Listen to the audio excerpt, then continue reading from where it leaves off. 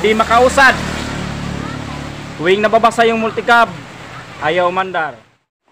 Yung vlog natin, ayaw mandar ng multicab. Pag tuwing nababasa yung multicab guys, ayaw umandar. So, kung sino mang mekanikong viewers natin, mag-comment kayo dito sa comment section ng ating vlog. Kung paano ma-treat itong multicab na paulit-ulit na lamang yung sakit niya tuwing nababasa ng ulan. So, yan po yung multicab natin, no? Veteran. Kumbaga war veteran yan guys. So, yan po yung sakit niya. Ini-start yan. Nagbabackfire yung multicab guys. Ang tubig, gasubay sa kuhan.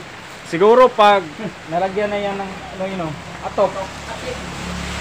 Pag nalagyan na yan ng atop, pag makuha na siguro ng rubber yan, ma-close na to, gawing close band. Hindi na. So, siguro yung magiging solusyon natin dito, gawin natin tong semi-close band ba? Semi-ipit man na tong multicab eh.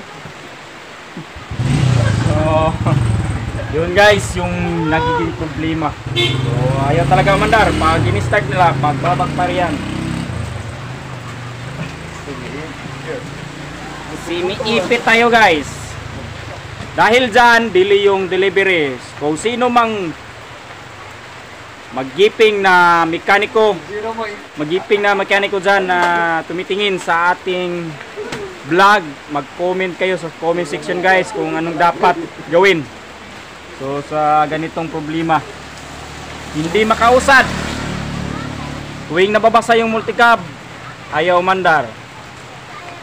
So kung sino may alam dyan, comment kayo para malaman din ng iba yung problema ng ganitong multicab. Pag may mga circumstances tayo na ganito, malalaman din ng iba kung paano ito treat.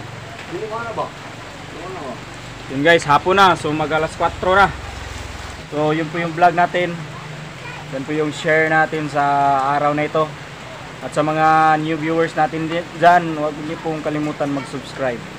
At sa mga solid subscriber dyan, viewers natin, mag-comment kayo, magparamdam kayo. Ayaw nyo maparamdam guys. Yan. So mag-comment kayo guys, huwag kayong mahiya. Yan po yung vlog natin sa araw na ito. Huwag kayong mahiya. Bye bye. Love you all. Mama, chup chup.